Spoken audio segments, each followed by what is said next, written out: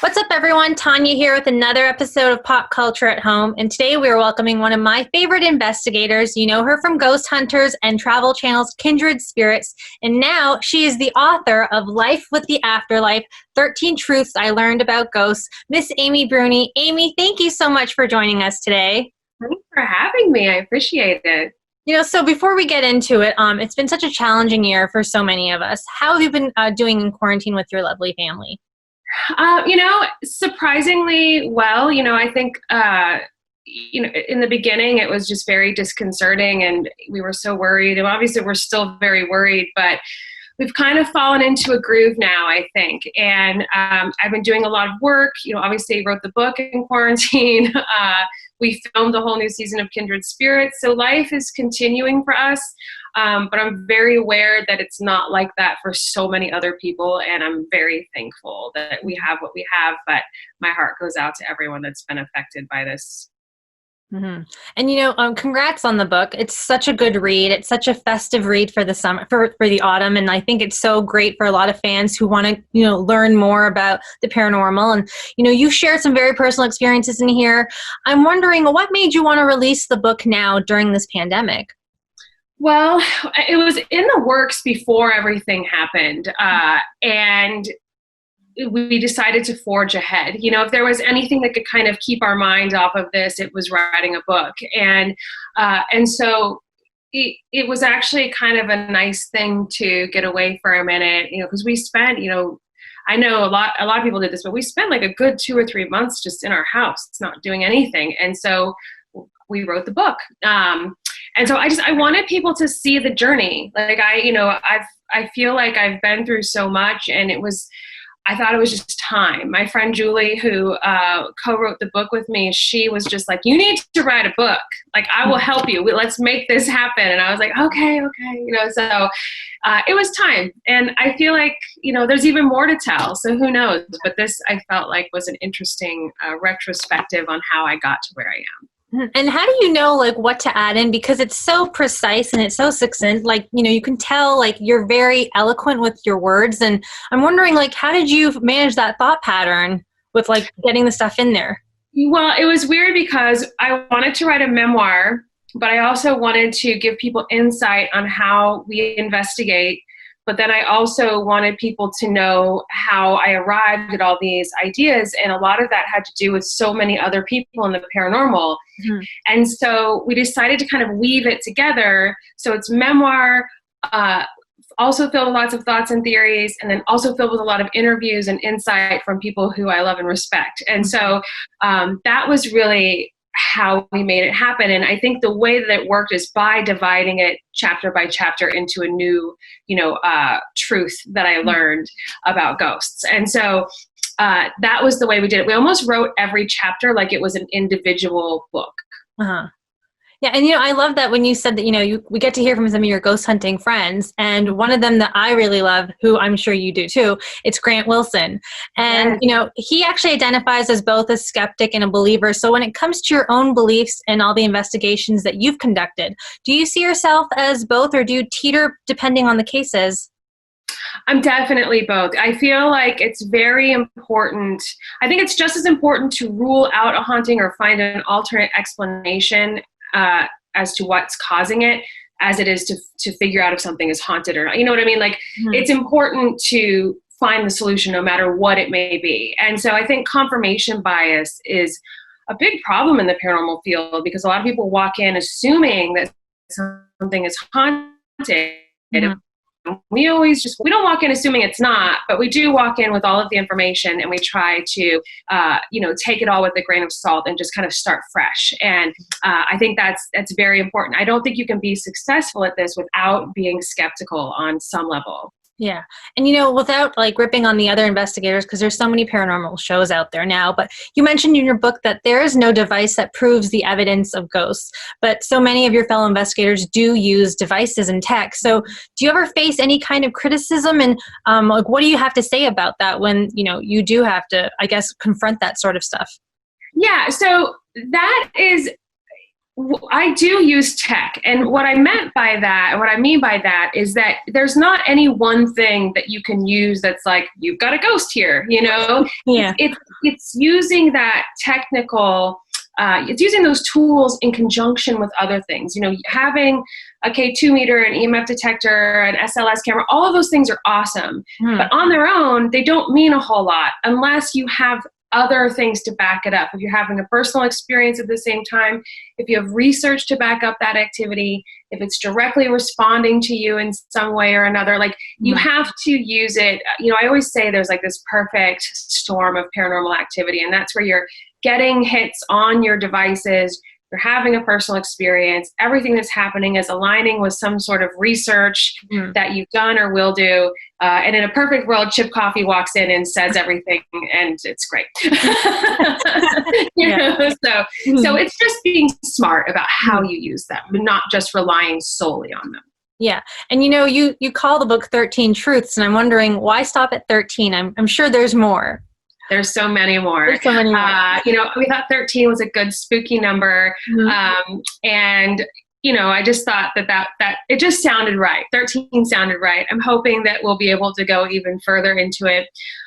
You know, I love, spoiler alert, that the last truth is don't believe everything that you read. You know, it's like after everything I tell everyone, I still want them to go out and kind of forge their own path and make their own ideas and thoughts and theories. So, I mean, this could be a series. And you know, I've been reading all the fan reaction. Like, fans are so like, they're loving the book, and I love the book, and it's such a fun read. So, what's the reception been like for you after like this? It's like a baby, you know. It's like it's been great. My biggest wish for the book, and I can't stress this enough, is that people who aren't into the paranormal read it. Like, I want this to be like.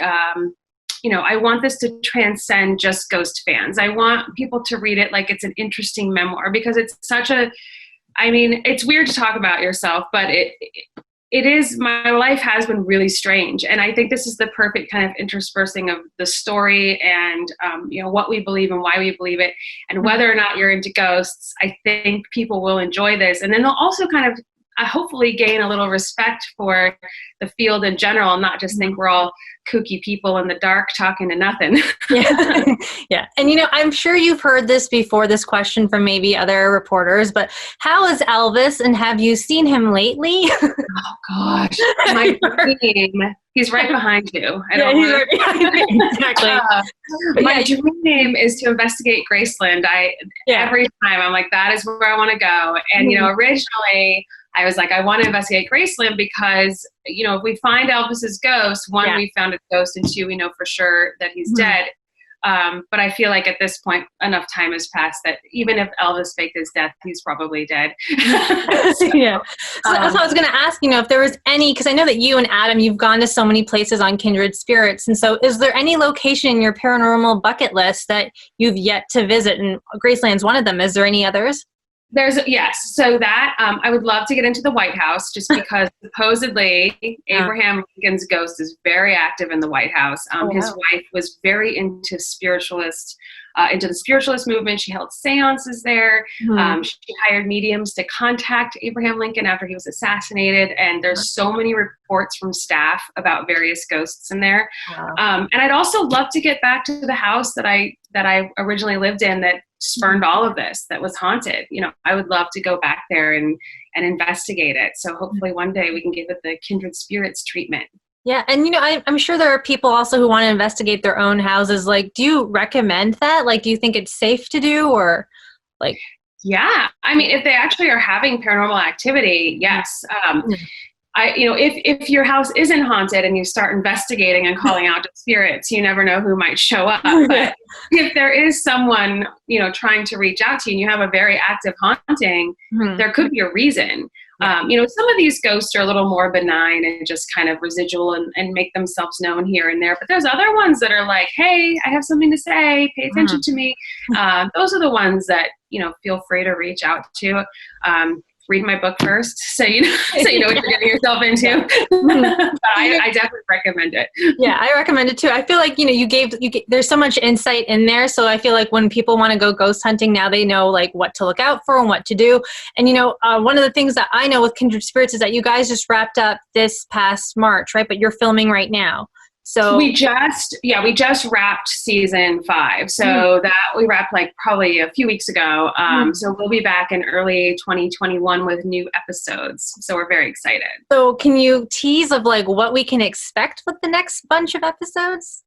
Okay, so I would say this is probably my favorite season so far. And I know I say that every season, but I think we've just grown so much over since Kindred started.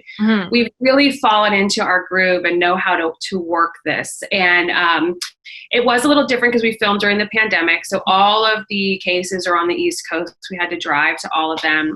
Chip is unable to travel right now. So we used him remotely, which was actually a lot weirder than having him in person. Like some of the stuff he did was insane. So yeah, it's going to be a really interesting season, and I can't wait for people to see it. I can't wait either. And, you know, I want to talk about the Ghost Nation reunion and House special happening on Halloween. Perfect timing. So I was talking to Steve and Tango, and they were telling me that, you know, they had so much fun with you and Adam. What was the shenanigans like reconnecting again on like, you know, and you guys have actually investigated that place before. So what was that like reconnecting again? It was nice because, well, so the activity there was very different than what had been there originally. What's really weird is that I actually had my daughter's first birthday party there because I know Denise, the owner, and I was needing a place that could hold everybody. And at the last minute, I was like, Denise, can I have my party at your house? And she was like, sure thing. So I have kind of a history there, but the activity had changed. Somebody had come in and done some things, like with energy that had kind of changed the vibe, and so that was strange. But then seeing our friends was real. I mean, it was great because number one, I mean, we're lucky because we see them periodically during events and stuff during the year.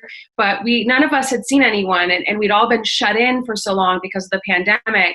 And so it was nice to be able to work together. But then it was also nice to be like, hey, you know what? After this, we actually can just like hang out because we've all been like quarantined together and like, you know, tested and everything. So it was nice to even like off camera be able to just sit down and catch up and feel like we were doing something semi-normal again. So it was a treat on many, many levels. And I hope we get to do more of them. Yeah, I hope we get to see more of them because I got to watch it and it was so exciting. It was so fun and it's very spooky too. Like it's got its moments. So I know the fans are really going to love it on Halloween. So before I do let you go though, because I'm having so much fun talking to you though, but you know, fans and aspiring investigators, they want to ghost hunt on Halloween. Some of them will probably want to, you know, go out on a hunt. So what are some tips you can provide for fans aside from, of course, reading your book, which is out now?